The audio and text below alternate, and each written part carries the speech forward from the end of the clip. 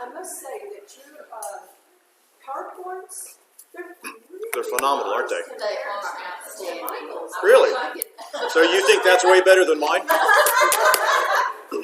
He's kidding, y'all. Michael did these. Thank you for that compliment.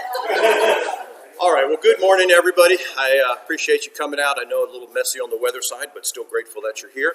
Sorry we don't have a canopy that you could, like, pull under valet service, but well, you could have brought an umbrella out. I'll put that down in the suggestion box. All right, couple things here real quick. I brought eggs in, fresh farm eggs. If you're interested, $2 a dozen there in the back. Help yourself. Boy, we got a lot going on here in the next 30 days. It's going to be pretty wild in this country. Keep an eye on December 18th. That is a key date for what President Trump may do in this country. That's a pretty significant date, according to Executive Order 13848. So that could be huge. Keep praying that God just brings justice. That's really what we need is justice. Next week, what we'll do, I'll talk about that afterwards, but next week we'll have an interesting class. We are off the 27th and the 3rd, so don't show up here, 27th and the 3rd. There's no Sunday school 2 weeks. There's main service, but not Sunday school. On January 10th is the Rapture study. The Rapture study starts January 10th. So I'll take about 2 weeks, cover that subject, and then we will start in A Heart After God, looking at the life of David, and I think that will be a fantastic study. So I think you'll enjoy that very much. But today, I have asked Ellen Patridge to come and give us really a book review. Very interesting. Jim and Elizabeth Elliot, their life, their mission, their heart for God had a huge impact on me when I was first saved. I read his books on the shadow of the Almighty, and I'm just thinking, oh my gosh, to have a walk with Christ like that, that's what I want, that's what I desire. So I would say this will be a very interesting study this morning. So with that, I'm going to open up with a word of prayer, and then I'll have you start. Heavenly Father, this morning we are so grateful for your great grace in our lives, in this country. We just ask you to continue to bless us so that we might be servants of you to bring the gospel to those that haven't heard. We ask you to please give our president, his family, and his staff protection. We ask for you to just overrule and bring light and truth and justice to what is taking place in this country. We ask that you would bless the sharing of your word this morning, and might, as this year winds down to a close, that we might have a heart that hungers more for you. Ask you to bless us for your son's sake. Amen. All right. So, you know how to do it. This is the biggest challenge for me. This morning is working on but Michael was so sweet and kind to help me out there and give me a few slides that might make her life story a little bit more believable and understanding. I mentioned something about this book a couple of weeks ago in class, and that's why I think Michael asked me, because this book just came out. It's the cover of right here. And it's volume 1. There's like volume 2 and 3 are in the making, because Elizabeth Elliot had such a long, impactful life. And many of you may not even know who she is, but she actually just passed away in 2015, not too long ago. And if you do know her, it's usually in the context of her husband, Jim Elliot, and his being martyred. So this book is kind of her earlier years, and it covers that, of course.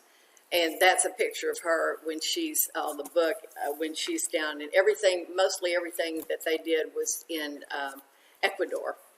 So I wanted you just to have, Johnny Erickson Tada was a good friend of Elizabeth, and she wrote the foreword for her book.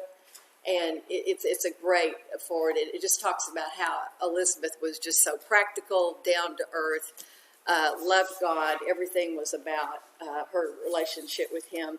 And Johnny said, anytime I need to refocus or just focus my faith, I pull out her books and I read. And that's the way it was when I was studying this book. I've read it twice. I wanted to, and it's real detailed. It's got lots. Elizabeth journaled her whole life, even when she was a little girl. So these journals were given over to this author. Her name is Ellen Vaughn, to be the official biographer. And so it's just was mountains of material, plus the book she wrote. And Johnny said she would, the first time or two that she actually visited with her in person, she would be praying about it that night, and it was like God said, be like her. And so she did really model her life after her. And Elizabeth Elliot's life was characterized by suffering, by service, by acceptance, obedience, and trust in the sovereignty of God. All those were just basics, foundational things in her life. She personally was deeply influenced by the missionary Amy Carmichael. Amy Carmichael served in India for 55 years. She worked with rescuing children who were being trafficked through the Hindu temples. And again, if you want to see somebody on the front lines dealing with the devil, just the darkness she had to deal with. But anyway, Elizabeth Elliot was really attracted to Amy. Amy died in 1951, and somebody had asked her one time, what's it like to be a missionary? And she said, being a missionary is simply an opportunity to die. And so, again, that was another foundational thing, principle there that Elizabeth. And she actually, I think, Amy Carmichael really changed her whole worldview as it was being formed. Elizabeth was born in 1926 in Brussels, Belgium.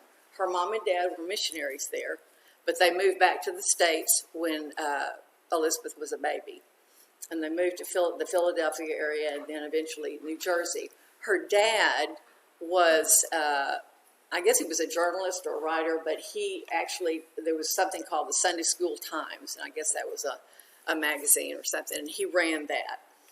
Because of that, the fact that they had been missionaries and because of their job, they had missionaries constantly coming through their homes, staying with them. And Elizabeth, particularly a young child, 9, 10, 11, 12, got to be around some of the really great people that were working for the Lord at that time. One person that came through was named Betty Scott. Betty Scott married John Stam. So it was John and Betty Stam. Some of y'all might be familiar with them, but this was in the 1930s. But they were missionaries in China. And at that time, they went over there, they were working in ministry, they had a baby. And the Chinese, the communists came in, sort of swooped in the area where they were and arrested many of them, started this long journey to take them to another town or something. And it was great stress, and Betty and John were both afraid that their child, their infant, was going to be killed. So one night they were having to spend the night in a village, and the next morning they took money and the baby and hid the baby in a basket and covered her up. And so went on that, they started through this village, and sure enough, the communists that day just picked them out and made this fake agitated thing that they had done. And they beheaded them both right there in front of the whole village. And it was devastating. Just the shock waves ran through everybody, the Christians, and particularly the mission field that were in the country. The baby was found 30 hours later. She was fine. She was wet and really hungry, but she was good. And there was enough money to send her back to the United States, and her grandparents raised her. But anyway, when she was Betty Stam stayed in their home several times, in Elizabeth's home. And after she was martyred, right here, her dad, her father, sent a copy of this prayer. On the bottom it says Betty Scott Stam. And I've got a handout that y'all can take afterwards, and it's on there, so don't worry about writing it down. And the prayer was, Lord, I give up all my own plans and purposes, all my own desires and hopes, and accept thy will for my life. I give myself, my life, my all, utterly to thee, to be thine forever. Fill me and seal me with thy Holy Spirit. Use me as thy will. Send me where thou wilt, and work out thy whole will in my life at any cost, now and forever. That was Betty Stam's prayer. However, Elizabeth cut that out and pasted it in her Bible and made it her own. So that was kind of her, again, another foundational truth. Excuse me. So she was growing up, and the only thing in her growing up that was particularly unusual, aside from that, was the fact that she went to Florida to a private girls' school, high school. And that was a luxury to them. They weren't wealthy people by any stretch, but it was something that she desired to do. And that was a good experience for the most part. However, she, the headmaster there was a woman, and her idea of what they were, of her job was to be hand cutting diamonds, as she put it. And her main tools for doing that were relentless discipline, pressure, legalism, and social pain. And there's quite a bit about that in the book, because those were some of the things that she had to overcome later. And it was kind of interesting. There was a lot about that, about her friends later talked about some of their education had been a bit detrimental. But, as God does, he takes it all and works it into her life. But, and then she, for college, went to Wheaton, which is where she met Jim Elliot. And Jim Elliot was a year younger than her, and he was born in Portland, Oregon, which is kind of interesting. They need the Elliots now, don't they? And he was also born into a wonderful Christian home of 5 siblings. I think Elizabeth's family had 6 siblings. And he, at a young age, as well as Elizabeth, the missions began to stir their hearts. They were interested quickly in reaching others that had never heard of Christ. And both of them were just on fire that way. And Jim, in particular, was always frustrated, or was frustrated because he felt like nobody else was as interested in missions as he was. So he was a recruiter, always trying to get young men to go along with him. Apparently, he was extremely talented, and he sounds like just the man for all seasons. He was a great speaker. He was a great writer, great athlete, great actor. Some of his high school teachers recommended that he go into acting. And he said, no thanks. But anyway, he was just apparently an amazing guy. And he longed for people to become missionaries. So anyway, so we get to the mid-40s, 1940s, and that's where he met Elizabeth. And so it wasn't exactly, it wasn't like they fell in love immediately and all that, because Jim really felt called to be single, and really she did too. And he felt like that if he was married, as he said, well, okay, then I have a wife, then I'm going to have a house, then I'm going to have children, then I'm going to have toys and cars and all that kind of thing. And he felt like that would be such a distraction to him. And, of course, he wasn't knowing Elizabeth Elliot, because that would be the least of, she would totally not be about that. She was all about ministry as well. But he didn't, in the first part of his, really even his 20s, he was always committed to being single. And he felt like that that was just what God wanted him to do. And so they were both strong, stubborn people who shared a radical, intentional submission to Christ. And they loved one another, but both determined that if God willed it, they would sacrifice that for him. So it was kind of an interesting relationship. And they were both kind of focused on their own ministry, but they did love each other. And they, of course, they were both wonderful writers. They were very articulate, so they loved to talk about spiritual things and all the things going on in the world. And Elizabeth in particular, she excelled in Greek and linguistics, and we'll talk about that in a minute, because that is so amazing to me. So anyway, they go to Wheaton and get through there. There's lots of things that happen. That's the most frustrating thing about giving a book review, is that you can't, there's so much that doesn't get said. But let's see.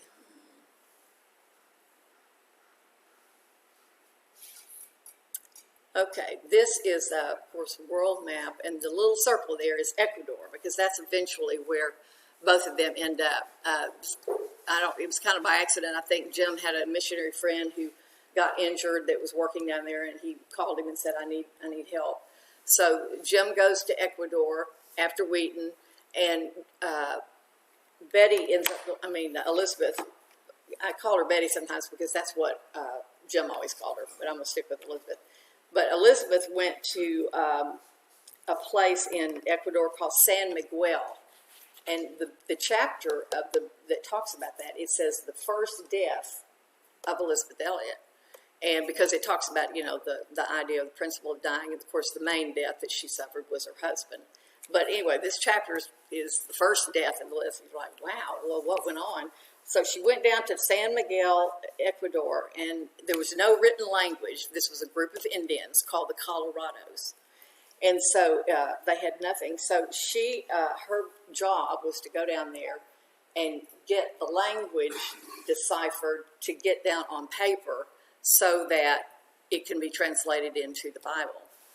Well, so I have to read this because she labored for nearly a year learning. You got to learn the language first. Learning an unwritten language, listening for patterns and sounds and structure in speech, creating an alphabet, and then documenting that process. So, your eyes glaze over when you think about what that would entail. And she had studied linguistics and apparently was very talented at it. Excuse me. And so, anyway, she has one Indian man that will help her. His name was Don Marcario. And about 4 months into their project, he was killed, just murdered out in the jungle. They never did know who did it or why. So she was really left just all by herself to do it. And that meant trying to rein in people to, help her a little bit here and there. But when you're talking about getting that language down, it's intonation. It's not just words. It's, it's creating the vowels or the consonants. And then it's either pitched up or pitched down. I mean, I just can't even imagine. So anyway, it took about a year. And she finally got the project ready for the Bible translation phase. She had it, I can only imagine that suitcase she worked with, that she had all the notes, everything, compartmentalized. I was trying to see, charts, all that. And so it was in the suitcase. Excuse me, and she gave it to a fellow missionary who would then begin the Bible translation. However, the suitcase was stolen. It was stolen. I heard a podcast of the author of this book talking about that, and it was just like a blow. I was like, what? I mean, it was never retrieved. They never know who took it. She said they probably just threw all the paper away and kept the suitcase. Oh, yeah, I know it. And at the same time, Jim was in Ecuador, but he was in a town called Shandia, and he was doing more physical labor in that mission. And that he had built buildings, amassed 500 hand-planed boards, 3 old buildings they made like new. And in one night, a flood came and totally wiped it out. I mean, just overnight. So his work over here was basically, wiped out. And her work over here was lost and gone. And so it really was like a death because you can only imagine. And one thing she later wrote about this, she said, this grief, this sorrow, this total loss that empties my hands and breaks my heart, I may, if I will, accept it. And by accepting it, I find in my hands something to offer. And so I give it back to him who in his mysterious exchange gives himself to me. And that's on that handout because that's something you got to really think about. Nothing Elizabeth Elliot wrote is easy. It's all deep and it's thought-provoking. But I just love that. And that, again, was another way she handled so many of her losses and disappointments, was accepting it and yet giving it back to God in a way as a gift that, Lord, and then he gives himself to her through that. So it's a lot to think about.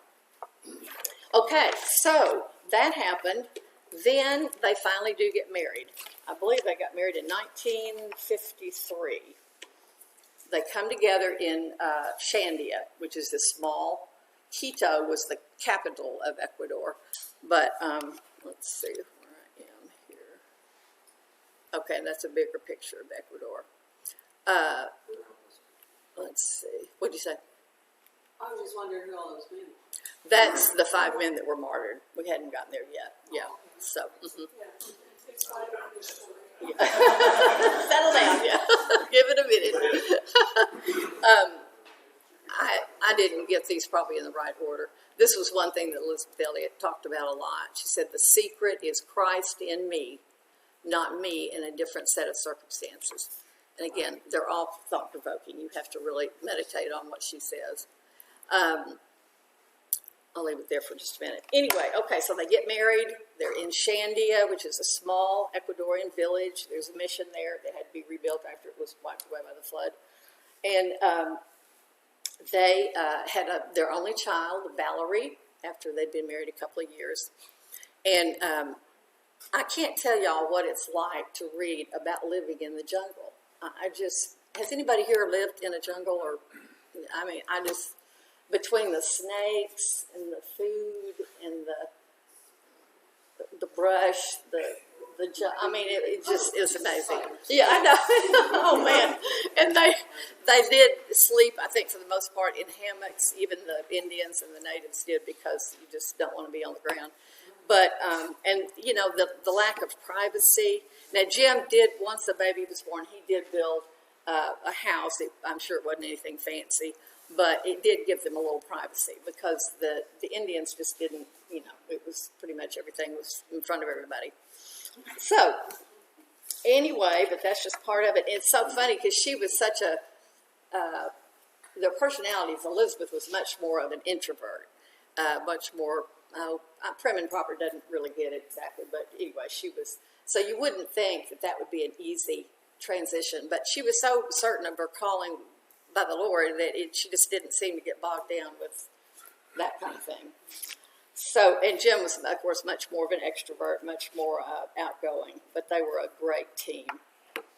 They had both heard at different times, apart from one another, about the Wodani Indians, which is the tribe that we're going to talk about in a minute, because, and actually their names were the Auca Indians, but that means naked savages. So they've changed the name of them, and they call them the Wodani Indians now, which just basically means a people group. Because once the change came about after the martyrdom, the Auca didn't sound like a good name, because it was naked savages.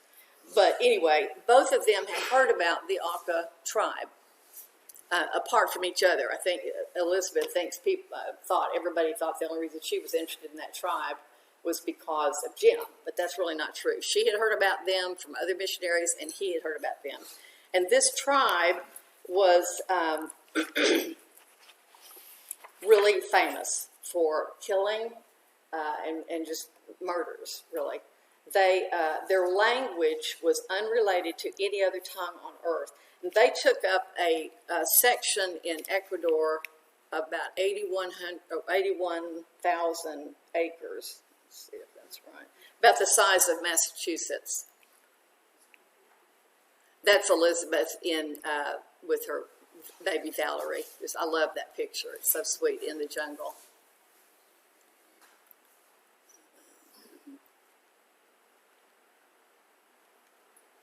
Okay, but going back to Ecuador, I think it was the eastern part, but anyway, it was about 81,000 acres, or 8,100, square miles, size of Massachusetts. And that was their section. And all they did was kill people. Everybody was terrified of them. And Shell Oil had bought lots of land in there, because the resources apparently were unbelievable, oil and minerals and all that. But they couldn't get anybody in there because they would be killed. The Auca Indians or the Wodani would kill them. And so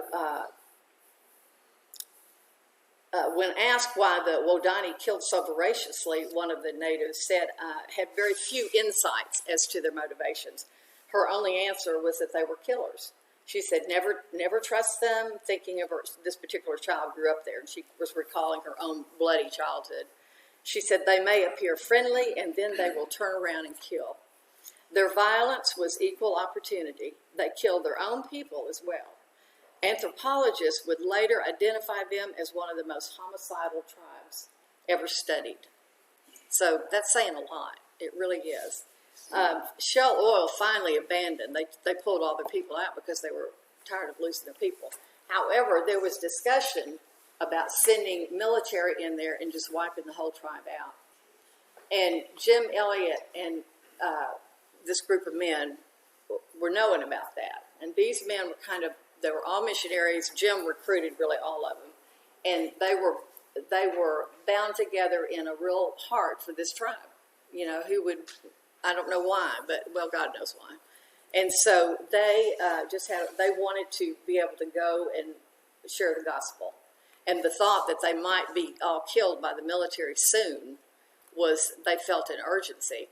Because when I've read about this before, I always wondered, you know, it seemed like they almost pushed it a little bit on the timing. Probably if they'd gotten a little more of the language down and stuff, they might have had a better chance of really developing a relationship. But they weren't going to have that kind of time because of, and also, this is interesting, they were in danger of exterminating themselves. It was predicted that by 1956, they would really be gone because 6 or 7 of every 10 deaths were due to spearing. They killed each other a lot too, children and women. And they and then add in the mortality rate of childbirth and deaths due to snake bites, anaconda, and other threats, and they were dying off. So between the military coming in and wiping them off and then they were killing themselves, the time was short. So even though they were all involved in ministry, and particularly the mission at Shandia, 40 miles away is where these Auca or Wodani Indians were. And so that was constantly on their minds about how to reach them. These are the 5 men that Roger, I'll just call him Pete Fleming, Jim Elliot, Nate Saint, and Ed McCauley. Nate Saint was extremely important to their mission because he was a pilot. He had a small airplane, and they didn't know where the Indians were, but they knew that they had thatched roofs on their houses. So he would constantly fly over that area and eventually did find where they were. And so they devised a plan of making contact with them from the airplane, and they would drop down buckets, and it would have things in it. I can't even remember. It was maybe food and trinket type stuff that might be interesting to them. And so they would respond. They responded pretty well down on the ground, and then they actually even started putting stuff in buckets, and they pulled it back up. So these guys were so excited because they thought, oh, we're on our way. You know, we're making contact here, and we're going to do it. So I'm trying to remember. I don't want to read the story. It's really complicated what all happened because of the language barrier and because of the different natives involved. It's not an easy story to get straight, so I'm really trying to stream it down here. But they did find where they lived, did all that contact with them. That took about 3 months. And then they decided to make a little base. There was a sandy beach on the river down where they lived. But only a really talented pilot like Nate could have actually landed the plane down there. So he would take them one at a time, take Jim Elliot down there, and they were all down there. They started making a little camp. They built a tree house to sleep in. They had stuff for food supplies and that kind of thing. And so one day, Friday, in January of, I think it was 56, yeah. Oh, I do, okay, yeah, thank you. Yeah, you're right, thanks.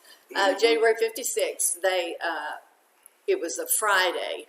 They were just kind of around on their little beach area, and 3 natives came out. They were the Wadanis. There were 2 girls and a guy. And so they really spent the day with them. I mean, it was good. Of course, nobody could understand what they were saying. They just did gibberish. And the guy, the Indian man wanted to go up in the airplane. He made that known. And so Nate took him up on a flight, and he, I guess not fearful at all, he wanted to jump out and see his fellows down there. That he do. So Nate was having to hold on to him the whole time when they were flying. And anyway, he thought that was great. So they were so pumped. The day was over, and they thought, wow, this is it. We're making inroads. So they left, went back in the jungle. Unfortunately, and there's been so many accounts, so many interviews about it. What happened, I think, though, was this man that was with the two women was somehow out of favor with the tribe of Indians. And so he realized he was going to have to do something to get the focus off of him. I think he was messing around with one of the women that he shouldn't have been. And so he started turning the tribe's ideas towards anger towards the missionary men. And so they were getting all riled up. That's one way that was the way they operated when they were fixing to hurt people and kill them. And ambushing was the real way they did it. So all day Saturday, that Friday was a good day with them. Saturday, nothing happened. On Sunday, they were about to have a little worship service, the missionary guys, together. And all of a sudden, they could hear things rustling. And all of a sudden, the birds started flying out. And a couple of, I think, women maybe came out. I can't remember for sure. But again, they were excited. But when they turned around, let's see. When they turned around, they could see the Indians with their spears. They were pulled out. And they had made an agreement before they ever went into this that they all had guns, because in the forest, jungle, you're going to have guns. But they made an agreement that they would not use the gun to protect themselves if they were going to be attacked, because they wanted to die as opposed to the Indian dying, because they weren't ready to go to heaven. The Aka Waodani Indians were not ready. So that was an agreement they made. They would not use guns to protect themselves. And that's just a whole, wow. There's so many things here. It's just like, because it's just counterintuitive, right? That we're going to protect ourselves. But again, I don't think they still understood the depth of their deception and evil ways, really, the Indians. So anyway, they were surrounded pretty quickly, and apparently from all the interviews that they've done, it says the accounts of what happened next have varied over the many years since January 1956. Each Waodani who participated in the killings saw the event only from his perspective. Each was fueled by adrenaline that both concentrated and soon exhausted his energy, focus, and anger. But the various accounts and the forensic evidence agree on the overall course of the attack, and all agree on its quick outcome. And then it goes on to describe it, and it's so much more violent. It's so much worse than I had ever read or seen. So I'm not going to do that, but I think they did die fairly quickly, and that was a comfort to the ladies. The women did not find out about it for about 5 days. The last thing they had was a message, and it said, "It's going to be a great day. We're going to get to see them, and we'll check back with you at 4:30 in the evening." And of course, that never came. So after several days, a search party got together and went to look, and they did find the bodies. They were all scattered in different places, and anyway, so there was a huge amount. There was so much in the book about all the press about it, and the Life magazine did a huge thing about them, and so there was a lot to do about it. It grabbed a lot of attention, and it's interesting because Jim Elliot recruited missionaries all his life. This was probably his death was probably the greatest time of recruitment, because people really responded to that. I think that period of time in the 1945 to 55, 65 was one of the largest mission sign-ups, so to speak, that was around because of that. Any thoughts or questions? Some of y'all may even know. Yes, they were married 2 years and 3 months, which is so sad, isn't it? How old? I mean, they look so young. I know it. I've got the ages. Well, here they are. Yeah, Pete was 27, Jim Elliot 28, Ed McCauley 28, Roger 31, Nate Saint 32. So 32. Yeah, was the oldest. And And, you know, there was so much discussion about, wow, I mean, was it really worth it for 5 men to die for a group of savages, basically? Well, and again, the book just discusses that, and we know the answer to that. I Did mean, the Indians ever come to know Christ? yes, that's going to be, my next thing, right? Yeah, it is. Let's see what time it is. Sorry, Yeah. Oh, no. Oh. In case anybody wants to know, the title of the book, Through the Gates of Splendor, is Elizabeth Elliot's account of her husband and these 5 men's mission. Yeah, it's wonderful. That's the one I read, so I can't know Yeah, exactly. And so Elizabeth, and again, we can't get into too much detail, but Elizabeth stays. Nate Saint had a sister named Rachel, and Rachel was there working with the at Shandia, and so she and Elizabeth eventually come to live with the tribe. They stay in the mission field where they were in Shandia, 40 miles from the Alka Wodani Indians. And during that 2 years, they kept working. Elizabeth didn't want to leave. In fact, really, she had more of a heart for the people after that, even, if you can imagine. I mean, she suffered terribly, you know, with the loss. Don't misunderstand me. But still, her calling was to go to those people.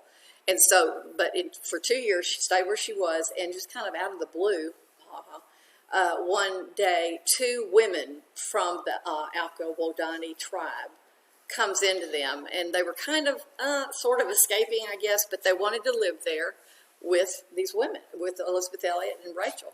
So they lived with them and worked with the language. It was still really difficult, but at some point, these women were still had contact with their tribe, and at some point, they invited Elizabeth and Rachel to come and live with the tribe.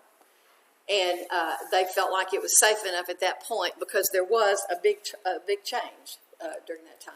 Not quick, you know, but it eventually came about. And yes, you asked about. I've got facts here about. Let's see. Elizabeth Elliot. You know, I told you she died peacefully on June 15th, 2015. She was only married a few years to Jim, but and she actually did remarry again. But the legacy of them still lives on in our hearts. During his life, Jim Elliot longed for more people to become missionaries. In his death, however, he probably inspired more people to go to other countries to share the love of Jesus than he ever could have in his life. Jim was, let me go to this quote that y'all are probably familiar with because it's Jim is known for it. He is no fool who gives what he cannot keep to gain that which he cannot lose. And again, that's another kind of thought-provoking. You've got to think about it. But it says Jim Elliot was not a fool for going to Ecuador, and he knew the risk of going to this tribal group. Yet both Jim and Elizabeth Elliot counted the cost and knew the risk of not going was even greater. Today, a large majority of the Wodani former Alkas are Christians. And years later, Steve Saint, who was Nate Saint's son, visited the tribe when he was young. And when he was in his teenage years, he was baptized by this man. Wow. And his name is Minkai. And he was the main killer that day. He killed Nate Saint and Ed Fleming, Pete Fleming, and maybe Jim Elliot. I read both places. And so there is a movie, I don't know if y'all have seen it, it's called The End of the Spear. And the movie really focuses on Nate Saint and his son, Steve, who did come back to the tribe later, and Minkai, I'm not sure how to pronounce it. But he ends up, of course, being a believer. And it says years later, Steve Saint, who is Nate Saint's son, visited the tribe when he was young, blah, blah, blah. And he was baptized by Minkai, the very man who killed his father. Yeah, I mean, it's just, eventually the tribe, what? You can't make this. Oh, no, I mean, this is one. Yeah, that's right. This author went to Wheaton College when she was writing this book, And she was just kind of interested in what students, and so she would stop students and say, have you ever heard of Elizabeth Elliot, or do you know who Elizabeth Elliot is? And they'd say, no, what year is she? Gosh, no, don't know that. And she'd say, well, do you know Jim Elliot? And they'd go, oh, was he the one that was speared? I think there was a mural in one of the student unions or something. And the author said she didn't even mention the fact they were standing in front of a building named after Jim Elliot.